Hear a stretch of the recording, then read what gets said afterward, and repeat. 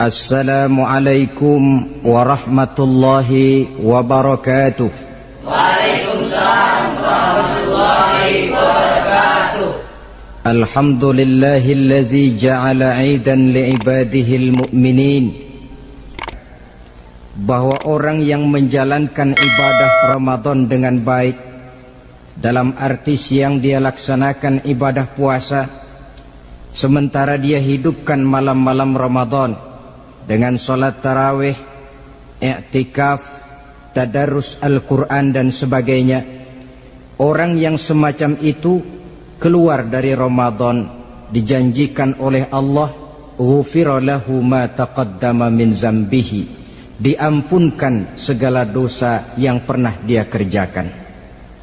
Sehingga ia keluar dari bulan Ramadan seperti bayi baru dilahirkan oleh ibunya, bersih, tidak punya dosa kepada Allah lantaran sudah dibersihkan oleh ibadah Ramadan. Jadi dalam Islam dosa itu ditebus dengan taubat, dengan amalan kita sendiri, bukan dengan uang, tidak juga dengan beras. Saya percaya kalau dosa bisa ditebus dengan beras misalnya, barangkali Menteri Pertanian akan lebih dulu masuk surga. Kalau dosa bisa ditebus dengan uang, mungkin Gubernur Bank Sentral atau para Menteri Keuangan akan menjadi penghuni surga nomor wahid. Dalam Islam dosa ditebus dengan taubat kepada Allah. Orang yang melaksanakan ibadah dengan baik di bulan Ramadan, keluar Ramadan masuk 1 Syawal seperti bayi baru dilahirkan oleh ibunya. Pantas dia mengucapkan minal aidin, semoga kami termasuk orang yang kembali kepada fitrah, suci, bersih. Dia rayakan hari itu, hari di mana dia kembali kepada kesucian. Itulah hakikat daripada Idul Fitri. Dengan kata lain, Idul Fitri ini tidak bisa dilepaskan kaitannya dengan ibadah Ramadan. Hanya oleh karena kita melaksanakan ibadah Ramadan, maka kita rayakan Idul Fitri.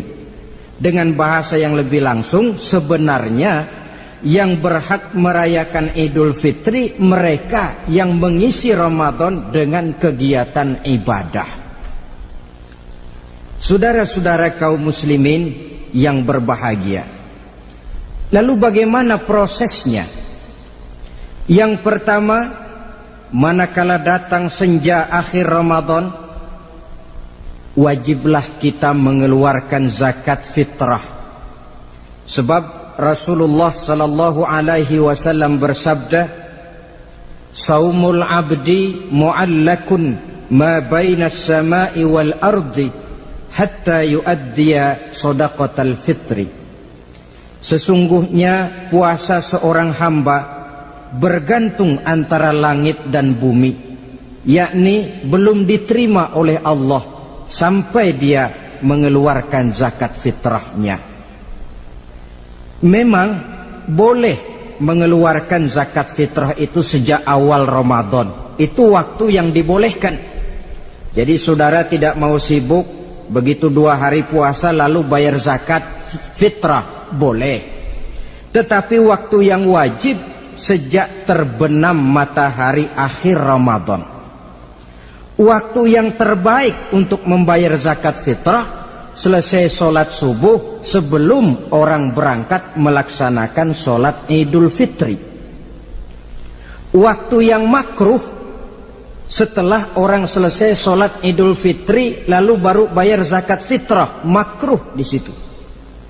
Sedangkan waktu yang haram apabila matahari terbenam pada hari raya tanggal 1 Syawal baru mau bayar zakat fitrah, sudah haram hukumnya. Jadi diawali dengan membayar zakat fitrah, dan ini merupakan realisasi daripada latihan puasa, cinta kepada fakir miskin. Orang bilang kan bulan Ramadan itu katanya bulan latihan. Kata orang Jawa, month of training, bulan latihan. Apa sih perlunya latihan? Kalau PSSI masuk latihan, tentu keluar latihan mainannya makin bagus. Elias Pikal masuk latihan, keluar latihan gaya tinjunya makin hebat. Itu perlunya latihan. Kalau latihan tiap hari tapi main kalah terus, orang kan bilang buat apa latihan kalau main kalah terus. Kita muslimin selama Ramadan sebulan penuh masuk latihan. Latihan sabar, latihan jujur, latihan disiplin, latihan sederhana, latihan mengendalikan nafsu. Berhasil atau tidaknya latihan itu kelihatan dalam gaya hidup kita sesudah keluar Ramadan. Kalau tidak, Ramadan sabar, habis Ramadan habis sabarnya. Ramadan rajin ke masjid, selesai Ramadan selesai ke masjidnya. Ramadan rajin baca Quran, selesai Ramadan selesai rajinnya. Itu pertanda latihan tidak berhasil. Maka salah satu latihan ini kita buktikan kecintaan kita kepada fakir miskin dengan kewajiban membayar zakat dan zakat fitrah. Ya Allah, sudah saya rasakan bagaimana tidak enaknya lapar dan haus. Sudah saya rasakan bagaimana tidak enaknya penderitaan orang-orang fakir dan miskin yang tiap hari kelaparan dan kehausan. Sebagai pertanda ya Allah, saya keluarkan zakat fitrah ini untuk orang-orang fakir dan miskin. Itu kita keluarkan pada saat matahari akhir Ramadan terbenam. Masuk malam pertama bulan Syawal. Malam takbiran kalau istilah di kampung kita ini. Allah Subhanahu wa taala dalam Al-Qur'an menjelaskan walitukmilul iddata. Hendaklah engkau sempurnakan jumlah bilangan hari puasamu. Berpuasa sebulan penuh. 30 hari atau lebih sering 29. Bila sudah sempurna hari puasa itu, walitukabbirullah, hendaklah engkau agungkan Allah. Hendaklah engkau bertakbir. Oleh karena itu disunahkan menghidupkan malam 1 Syawal, malam hari raya Idul Fitri itu dengan memperbanyak takbir. Sejak matahari terbenam selesai sholat maghrib, kita kumandangkanlah kalimat takbir itu dari rumah ke rumah, dari surau ke surau, dari masjid ke masjid, dari kampung ke kampung, pertanda rasa syukur kita yang tiada terhingga kehadirat Allah Subhanahu wa taala, Tuhan yang Maha Esa dan Maha Kuasa. Entah kenapa bila matahari akhir Ramadan terbenam, datang malam 1 Syawal, berubah perasaan kita. Sedih menjadi gembira, sukar menjadi mudah, hati yang tadinya digenangi air kebencian berubah menjadi hati yang penuh dengan cinta kasih kepada sesama. Kumandang takbir bagi orang-orang yang hidup tinggal di rantau, mengingatkan dia kepada kampung halamannya. Terkenang dia sungai tempat dia mandi, lapangan tempat dia bermain. Oi kampuang nan jauh di mato katanya. Sehingga orang-orang yang tinggal di tanah rantau diusahakannya benar supaya bisa berlebaran pulang mudik katanya, nak berkumpul dengan sanak keluarganya supaya lebih mudah bersilaturahmi sambil mengenang masa-masa lalu di kampung halaman. Jadi setelah zakat fitrah kita tunaikan, sambutlah malam Idul Fitri itu dengan memperbanyak takbir. Ini disunahkan. Menghidupkan malam lebaran dengan memperbanyak takbir, bukan memperbanyak bakar petasan. Itu kan pekerjaan mubazir, dan mubazir itu jelas perbuatan setan. Ada yang bilang katanya bakar petasan itu nambah syiar. Syiar macam mana datang dari petasan? Sebagian lagi berjaga-jaga juga, tapi bukan dengan memperbanyak takbir.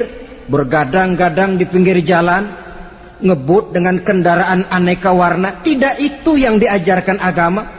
Berkumpul kita di surau, berkumpul kita di masjid, paling kurang berkumpul di rumah dengan keluarga.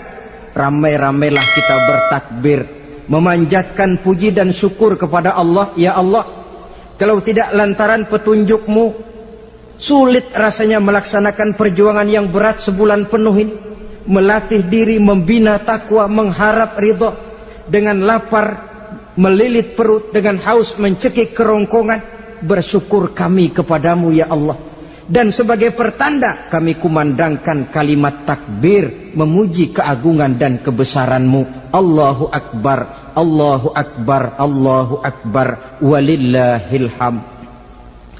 Saudara-saudara kaum muslimin rahimakumullah, di dalam satu hadis dari Ubadah bin Samit diriwayatkan oleh Imam Tabrani, bersabda Rasulullah sallallahu alaihi wasallam, "Man ahya lailatal fitri lam yamut qalbuhu yauma tamutul qulubi."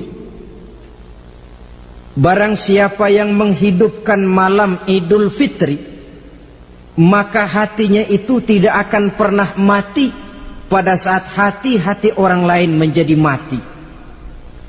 Kita yang paling khawatir dalam hidup ini, pada saat hati kita sudah mati selagi jasad masih hidup, menjadilah kita bangkai berjalan dalam pandangan Allah. Badan hidup tapi hati mati, bangkai berjalan dalam pandangan Allah. Jadi ini hakikat merayakan Idul Fitri. Puasa Ramadan sebulan penuh, malamnya ibadah, menunaikan zakat fitrah, lalu malamnya menghidupkan malam dengan takbiran. Yang terjadi kan kita lihat adat yang dibesarkan, ibadat ditinggal. Puasa tidak, tarawih apalagi, lebaran kurang seminggu sudah lebih sibuk dia daripada yang puasa. Ke pasar kayaknya pasar mau dibeli semua. Rumah pun dicat, dikapur, baju diperbarui. Itu kan kulit. Memang lebih bagus kalau kulitnya baik, isinya pun baik. Tapi yang lebih penting daripada sekedar kulit adalah isi. Hakikat merayakan Idul Fitri kembali kepada kesucian. Kita bersih, tidak punya dosa kepada Allah. Itu kita rayakan. Dengan apa? Nah, oleh seorang ulama, Al-Imam Zakiyuddin Abdul Azim bin Abdul Quwa Al-Munziri, diberikan contoh bagaimana Rasulullah sallallahu alaihi wasallam itu merayakan Idul Fitri. Beliau berkata, yuhibbu sallallahu alaihi wasallam ayyuqabil al-'ida bil bisri was surur. Rasulullah sallallahu alaihi wasallam cinta, senang menyambut Idul Fitri bil bisri was surur, dengan muka gembira dan dengan sikap sukacita. Jadi merayakan Idul Fitri bil bisri was surur, muka menunjukkan kegembiraan. Kenapa gembira? Sudah berhasil berjuang sebulan penuh. Bukan gembira lantaran di rumah banyak dodol, kue, pakaian serba baru, sepatu pun serba baru. Bukan itu yang kita gembira. Gembira lantaran telah berhasil berjuang mengalahkan nafsu, memenuhi perintah Allah, melaksanakan puasa. Gembira lantaran kita kembali suci seperti bayi baru dilahirkan oleh ibunya. Bil bisri, muka menunjukkan kegembiraan, cerah di malam itu sampai di hari lebarannya. Jadi walaupun barangkali oleh karena kesulitan ekonomi tidak terbeli itu baju yang baru, tidak terbeli itu sepatu yang baru, tidak terbeli itu makanan dan kue seperti tetangga, jangan sampai mengurangi kegembiraan kita. Tidak boleh menyambut lebaran itu dengan manyun. Tahu manyun? Tahu. Mukanya sudah macam asam sama kukusan. Tidak ada menunjukkan sikap kegembiraan. Nabi menghadapi hari itu bil bisri was surur, dengan muka cerah dan dengan sikap gembira. Tapi gembira dalam arti tetap pada jalur kontrol. Lalu apa lagi? Wa taubatu lillahi ta'ala, dengan tetap melaksanakan taubat kepada Allah. Wan nadam alal khataya, menyesal terhadap segala kesalahan yang pernah dikerjakan. Itu yang dilakukan baginda Nabi di hari raya. Wa masalihatil khusum, memperbaiki orang-orang yang bermusuhan. wal akhdhi binasiril mazlum, menolong orang-orang yang teraniaya, wasillatil arham, melaksanakan silaturahmi, wal ihsan ilal fuqara, berbuat kebaikan kepada kaum fakir miskin, wa ziyaratil aqarib, menziarahi, mengunjungi kaum kerabat. Itu hakikat di dalam melaksanakan Idul Fitri. Jadi jangan terbalik, sudah merasa baju baru, ini kan lebaran, merdeka. Kalau kemarin Ramadan kita dikekang, tidak boleh begini, tidak boleh begitu, sekarang sudah keluar Ramadan, merdeka. Lalu dirayakannya Idul Fitri dengan bermabuk-mabukan, dengan judi, dengan perbuatan zina. Itu sama saja dengan baju baru habis dicuci sudah diceburin lagi ke dalam comberan.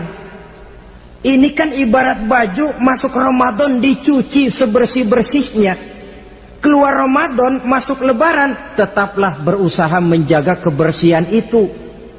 Kalau ditinggalkan Ramadan merasa merdeka, melemparkan lagi diri ke lembah dosa, sama saja baju yang sudah putih bersih ditriska bagus-bagus, tapi lalu dilemparkan lagi ke dalam comberan. Na'udzubillah min zalik.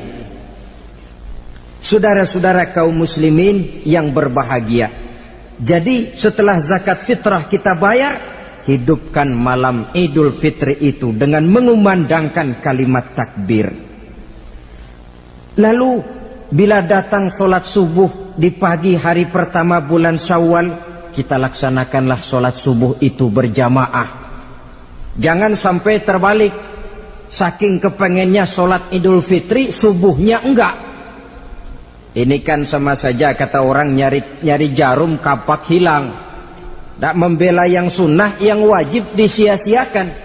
Sholat Idul Fitri itu sunnah saja hukumnya, sholat subuh wajib. Masakan yang wajib kita tinggalkan, lalu yang sunnah kita kejar-kejar? Terbalik tentunya.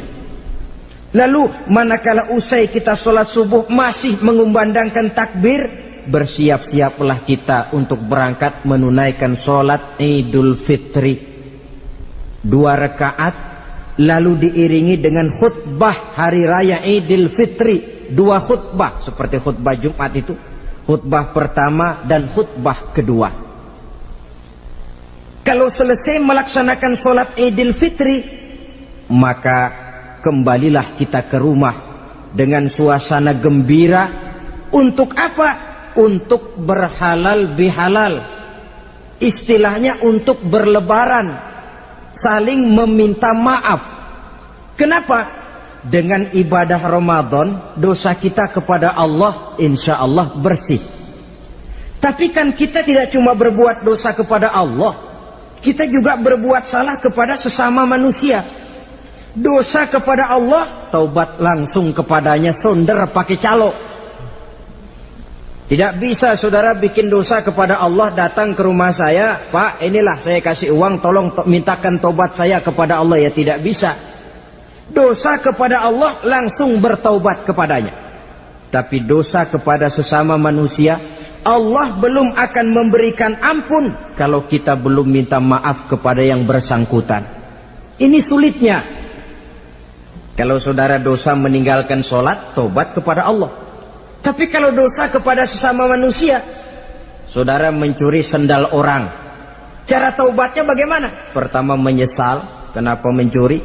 Yang kedua berjanji tidak akan mencuri lagi. Yang ketiga meninggalkan perbuatan mencuri. Dan yang keempat, sendal orang pulangin. Tidak bisa saudara mencuri sendal, Tuhan taubat, nggak lagi-lagi nyolong sendal, tapi sendal orang dibekap terus, nggak dipulang-pulangin, ya tidak termasuk taubat itu. Itulah sebabnya selesai sholat Idul Fitri, kita pun meminta maaf. Nah, siapa yang harus lebih utama kita mintakan maaf?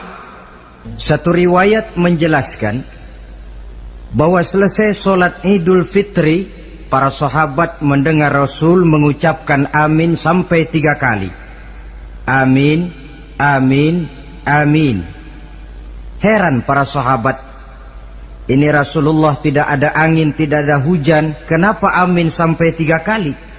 Mereka pun bertanya, "Ya Rasul, tadi amin sampai 3 kali kenapa?" "Kalian tidak tahu?" "Tidak tahu ya Rasul." "Begini, tadi itu selesai sholat, turun malaikat Jibril kepada saya.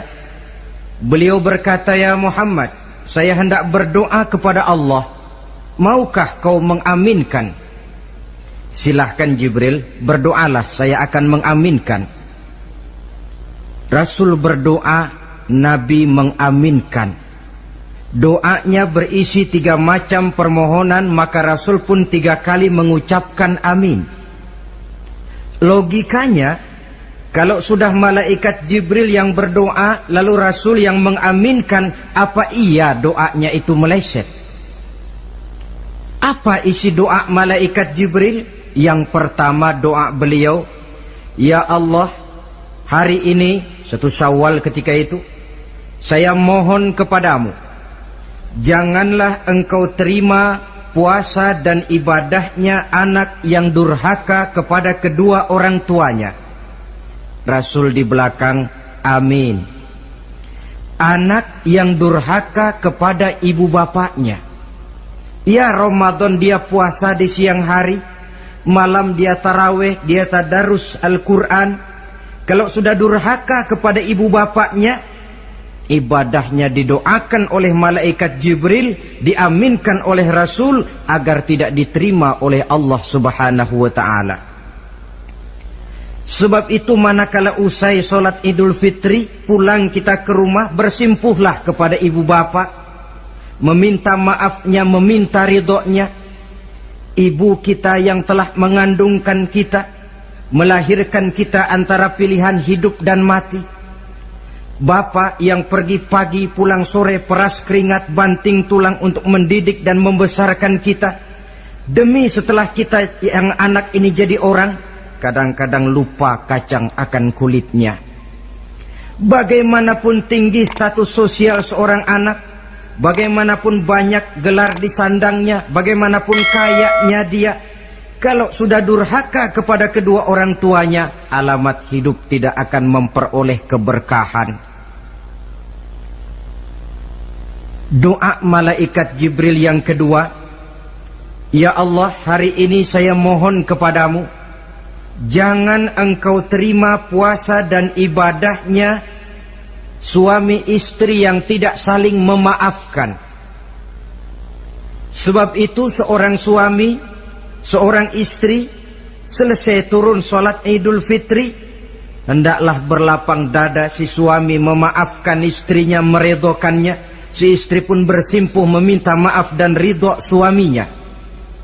Istri yang durhaka kepada suaminya. Sebab itu tidak heran kalau Rasul dalam satu hadis pernah menjelaskan, "Ayyumam ra'atin matat wa zawjuha anha radin illa dakhalatil jannah." Kalau ada seorang perempuan meninggal dunia, suaminya ridho kepadanya, itu perempuan akan masuk surga. Ini artinya, kalau seorang perempuan meninggal, suaminya tidak ridho kepadanya, biar dia tukang sholat, biar dia ahli puasa, biar dia hadir di majelis taklim manapun, meninggal tidak diridhoi suaminya, pintu surga belum dibukakan sampai suaminya ridho kepadanya. Riwayat lain menjelaskan bahwa sepulang Isra dan Mi'raj, Rasul bercerita kepada para sahabat, "Saya dalam perjalanan Mi'raj itu diperlihatkan neraka." "Neraka ya Rasul?" "Iya." "Lalu bagaimana?" "Saya lihat isinya kok kebanyakan perempuan." "Perempuan?" "Heeh." "Laki bagaimana ya Rasul?" "Laki juga tidak sedikit." "Kenapa lebih banyak perempuan ya Rasul? Apa mereka tidak sholat?" "Sholat." "Tidak puasa barangkali?" "Mereka rajin puasa." "Tidak suka mengaji barangkali?" "Mungkin lebih rajin dia dari suaminya." "Lalu apa penyakitnya ya Rasul?" Beliau menjawab, "Hunna yakfurnal asir." Penyakit perempuan itu dimanapun, tidak pandai bersyukur, kurang rasa terima kasih kepada suaminya.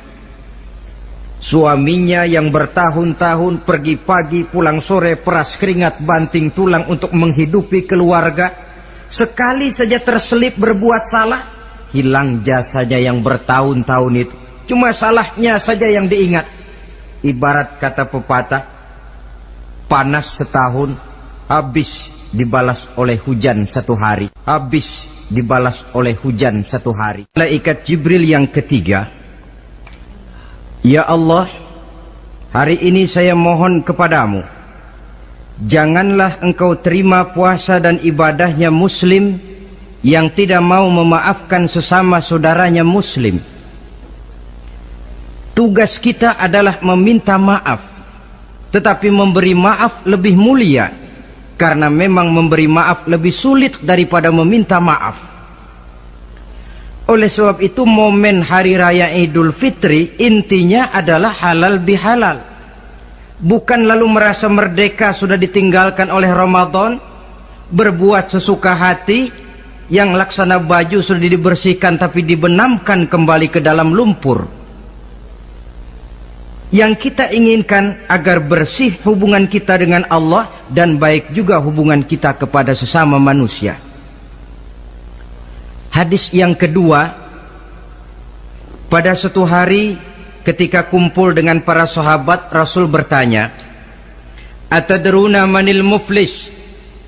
Saudara-saudara, tahu nggak siapa orang bangkrut, orang sial, orang yang tidak beruntung itu siapa? Pertanyaan yang menarik. Jawaban sahabat macam-macam. Ada yang bilang, al-muflisu fina man la dirham lahu wala mata'. Ya Rasul, menurut pendapat kami, orang yang bangkrut, orang yang sial, yang tidak punya duit dan tidak punya harta. Itu jawab sahabat, dan begitu jawab banyak orang sekarang.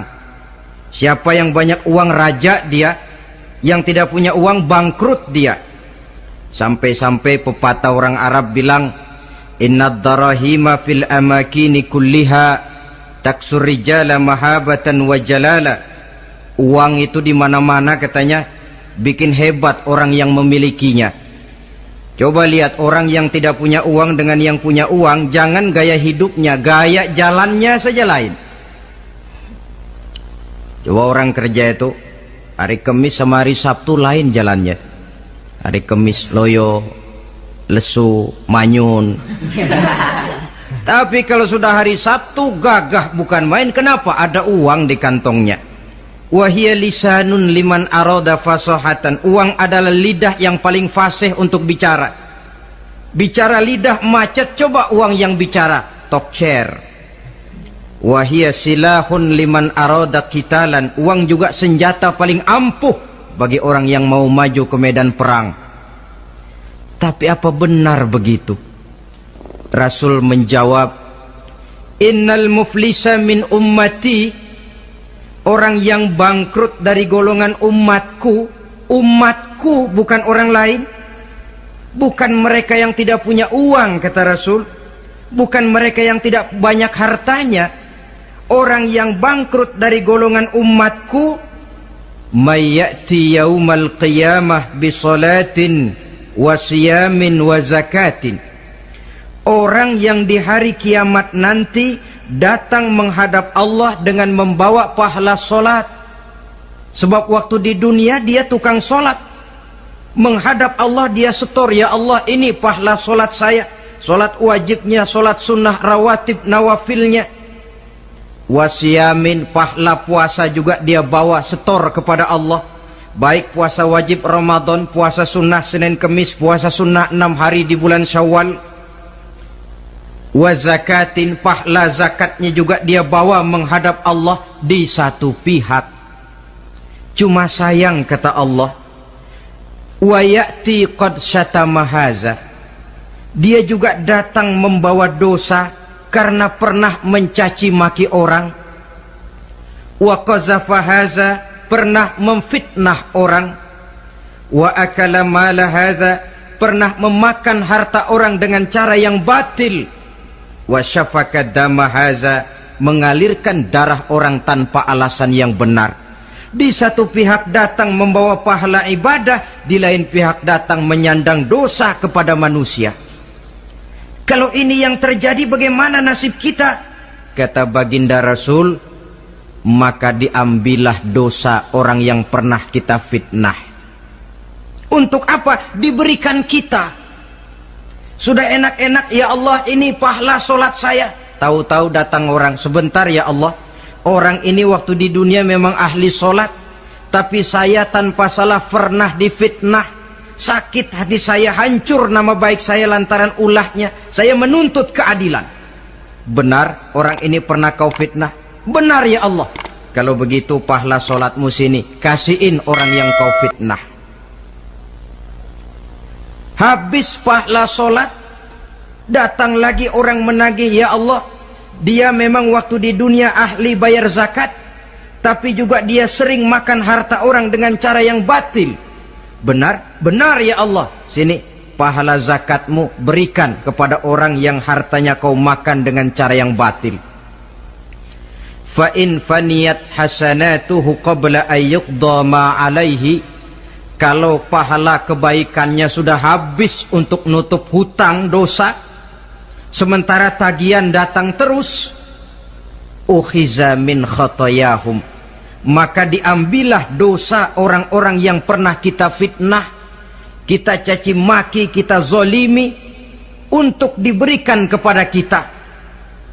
Apa enggak bangkrut ini? Sudah pahala dipretelin, dosa dikasih lagi. Ibarat orang dagang, modal habis, tagihan utang datang terus. Apa pasalnya ini? Dia cuma baik kepada Allah, solatnya betul, puasanya bagus, zakat dia bayar, tapi kepada sesama manusia dia tukang fitnah, tukang mencaci maki, ahli makan harta orang dengan cara yang batil. Bangkrut nasibnya di akhirat nanti. Maka keliru kalau momen Idul Fitri itu dimanfaatkan untuk sesuatu yang merusak arti kesucian, merusak arti fitrah. Mari kita dengarkan hadis dari Wahab bin Munabbah. Inna iblis alaihi la'nah yasihu fi kulli yaumi idin. Iblis tiap hari raya Idul Fitri teriak-teriak. Akibat teriakannya, laskarnya, bala tentaranya kumpul. Ya Sayyidana, man aghdabuka? Wahai junjungan kami, kata bala tentara iblis ini, kenapa teriak-teriak macam itu? Apa yang bikin Tuhan begitu jengkel? Kasih tahu saja sama kami, biar kami hancurkan siapa yang telah menyakitkan hati Tuhan. Kata iblis, tidak ada yang nyakitin hati saya. Cuma kamu perlu tahu, kata iblis, innallaha qad ghafara li hazihil ummah fi hadzal yaum. Hari ini, hari Idul Fitri, Allah telah mengampunkan dosa umat yang berpuasa. Itu yang nyakitin hati saya. Setengah mati saya menggoda mereka, supaya mereka mabuk, supaya mereka zina, supaya mereka judi, supaya mereka merusak. Mereka puasa di bulan Ramadan, hari ini Allah ampunkan dosa mereka. Apa enggak sakit hati saya? Lalu apa tugas kami, Tuhan? Kata tentara iblis ini, fa'alaikum an tusghiluhum bil lazat wasyahawat wa syurbil khamr. Kata iblis, kasih komando dia, begini saja, kau rusak mereka, umat Islam yang dosanya hari ini diampuni, kau rusak mereka bil lazat, dengan segala macam kelezatan, wasyahawat, dengan memperturutkan hawa nafsu, wasyurbil khamr, dengan meminum minuman yang memabukkan di hari raya Idul Fitri ini. Jadi kalau mereka datang bermaaf-maafan, Allah sudah mengampuni dosa mereka, tolong kau rusak suasana itu, tanamkan kepada mereka supaya menikmati hari ini dengan segala macam kelezatan, memperturutkan hawa nafsunya, meminum minuman keras, hanyut di meja judi, sehingga melupakan arti hakikat Idul Fitri yang sebenarnya.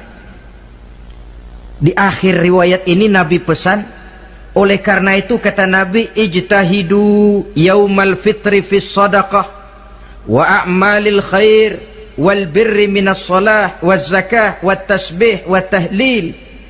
Oleh sebab itu kata Nabi, hati-hatilah kamu, sungguh-sungguhlah kamu pada hari Idul Fitri ini melaksanakan segala macam kebajikan seperti sedekah, perbuatan baik, solat, zakat, mengucapkan tasbih, tahlil, karena hari ini Allah telah mengampunkan dosa kamu.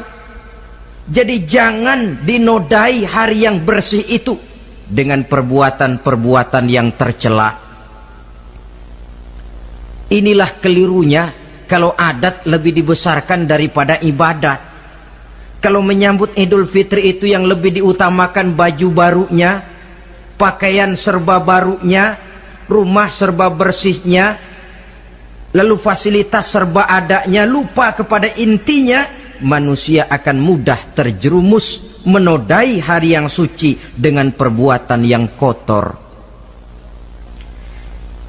Saudara-saudara, ma'asyiral muslimin rahimakumullah.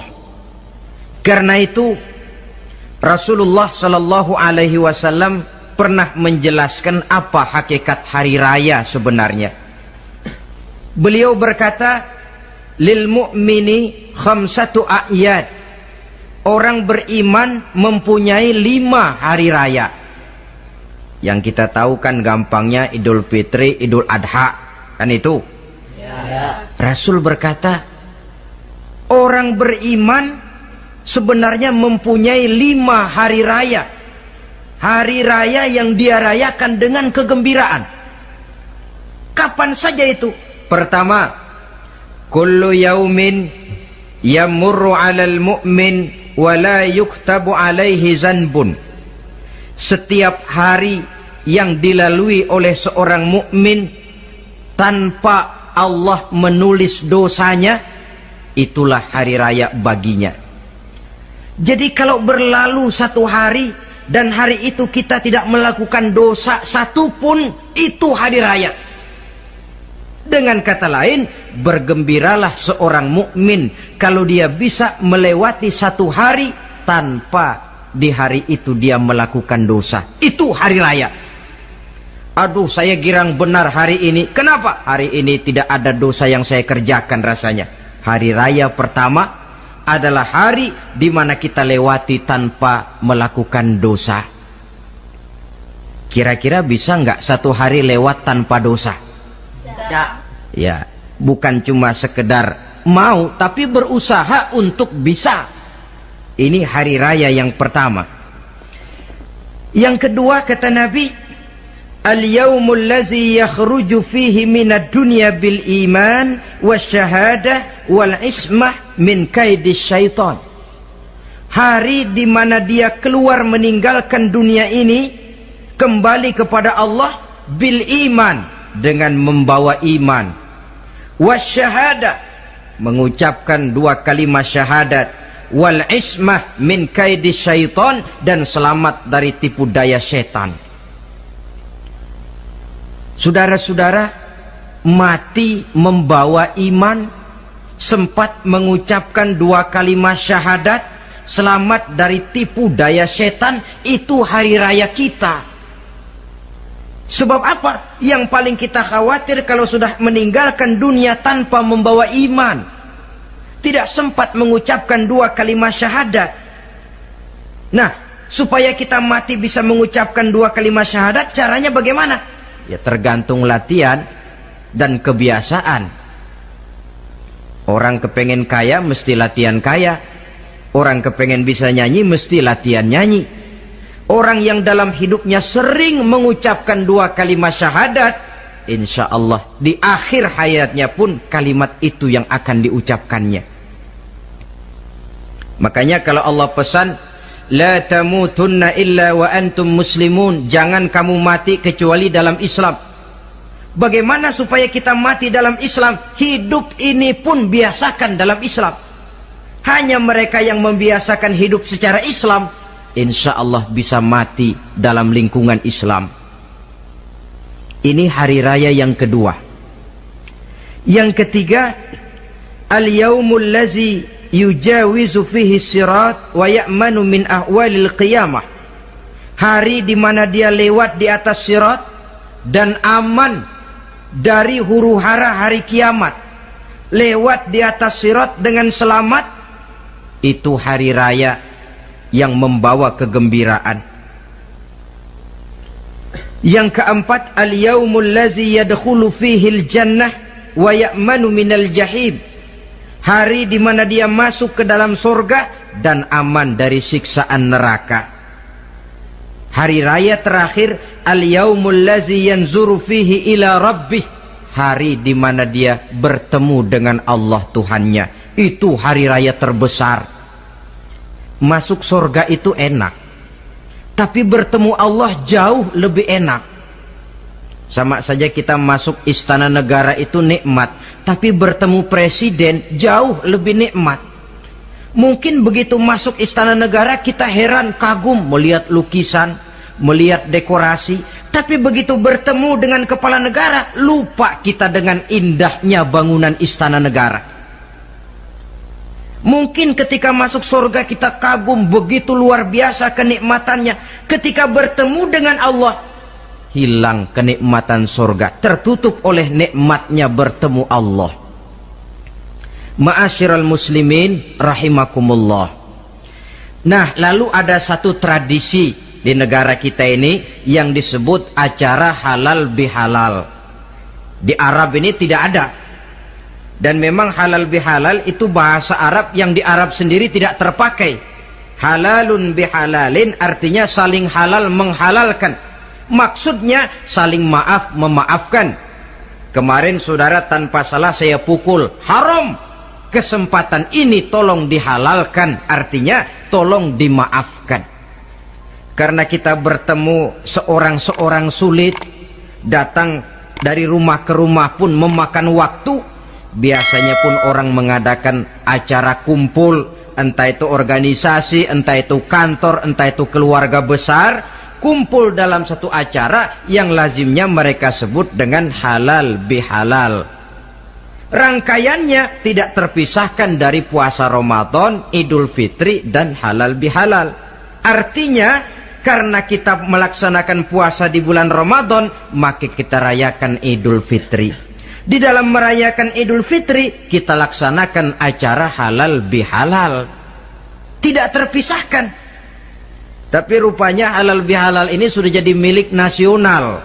Ya kita ikut bersyukur menjadi milik nasional. Tetapi yang paling merasakan nikmatnya tentu mereka yang mengikuti prosesnya sejak semula. Pelaksanaan ibadah puasa, melaksanakan zakat fitrah, menunaikan sholat Idul Fitri, sampai kepada berhalal bihalal. Kemudian satu hadis lagi, Rasulullah sallallahu alaihi wasallam bersabda, isnani la yanzurullahu ilaihima yaumal qiyamah. Ada dua golongan manusia yang di hari akhirat nanti tidak akan dipandang oleh Allah, tidak akan diopeni oleh Allah. Siapa mereka? Pertama qati'ur rahim, yang kedua jarus su'i. Orang yang memutuskan silaturahmi dan tetangga yang jahat dengan tetangganya. Sebagai uraian penutup, saya ingin mengajak kita semua untuk merenungi firman Allah dalam surah Al-A'la ayat 14 sampai dengan ayat 17. Qad aflaha man tazakka wa dzakara isma rabbih fasalla bal tu'thiruna al-hayata ad-dunya wal akhiratu khairu wa abqa. Qad aflaha man tazakka, sungguh telah beruntunglah orang-orang yang membersihkan dirinya. Ada yang mentafsirkan sungguh beruntung orang-orang yang telah menunaikan zakatnya. Sebab apa? Diri, jiwa ini kan bukan milik kita, milik Allah. Kita ini cuma hak pakai. Seperti saudara, saudara ini baju saya, saudara punya hak pakai. Kalau waktu saya ambil baju itu kotor, tentu marah saya sebagai pemiliknya. Tetapi ketika saya ambil baju itu memang bersih, terpelihara dengan baik, senang hati saya. Qad aflaha man tazakka. Sungguh telah beruntung orang-orang yang membersihkan jiwanya. Dia puasa di bulan Ramadan, malamnya dia tarawih, zakat fitrah pun dia bayar. Wa dzakara isma rabbih. Lalu dia menyebut nama Tuhannya dengan mengumandangkan takbir, bersahut-sahutan di malam hari raya Idul Fitri itu. Fasalla, lalu dia laksanakan solat Idul Fitri. Lalu apa? Bal tu'sirunal hayatad dunya. Tapi mengapa kamu lebih memilih gemerlapnya dunia? Melupakan inti, melupakan isi dengan mengambil kulit. Merayakan Idul Fitri dengan lupa diri, lupa daratan, bermabuk-mabukan, tenggelam di meja judi, hanyut di lembah zina. Bal tu'sirunal hayatad dunya. Kau utamakan megahnya dunia, kau kejar gemerlapnya dunia, kau lupa hakikat Idul Fitri itu. Wal akhiratu khairun wa abqa. Padahal akhirat itu lebih baik dan lebih kekal bagi kamu. Dunia yang segala kemampuan yang ada kita kerahkan untuk mengejarnya merupakan kenikmatan yang kalau ketimbang kenikmatan akhirat, berapalah lamanya. Umur orang sekarang paling panjang 80 tahun, jarang yang sampai 100. Jadi kalau Nabi mengatakan ad-dunya sijnul mu'min wa jannatul kafir, dunia adalah penjara bagi orang mukmin dan surga bagi orang kafir, itu betul. Yang salah kadang-kadang hadis ini digunakan sebagai senjata untuk menghantam orang Islam menjadi lemah. Dunia penjara bagi orang mukmin. Apanya yang dipenjara? Nafsunya. Dalam kehidupan di dunia ini, seorang mukmin tidak bebas memperturutkan hawa nafsunya, dipenjara nafsunya. Wa jannatul kafir, tapi dunia ini surga bagi orang kafir.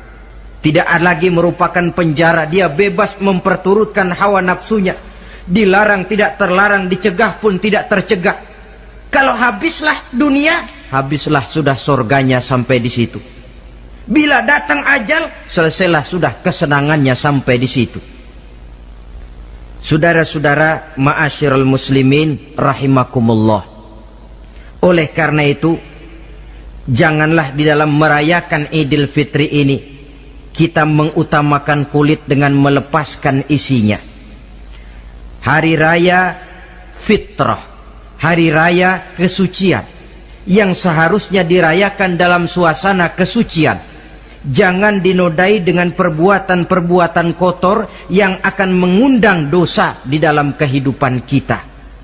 Sehingga 1 bulan latihan di dalam Ramadan ini mewarnai kehidupan kita 11 bulan berikutnya.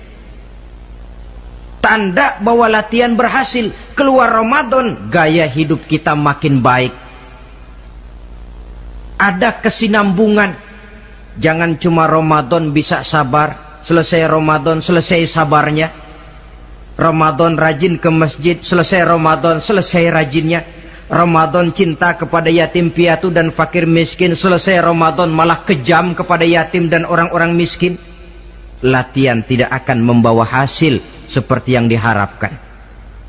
Puncaknya, tercapailah tujuan daripada pelaksanaan ibadah puasa, la'allakum tattaqun, agar dengan pelaksanaan ibadah puasa kamu menjadi manusia yang bertakwa kepada Allah. Bukankah di sini harga dan nilai daripada manusia? Jadi puasa dengan kemampuan mengendalikan diri, dengan kesederhanaan, dengan disiplin, dengan cinta kepada fakir miskin, seluruhnya bertujuan membentuk manusia yang bertakwa.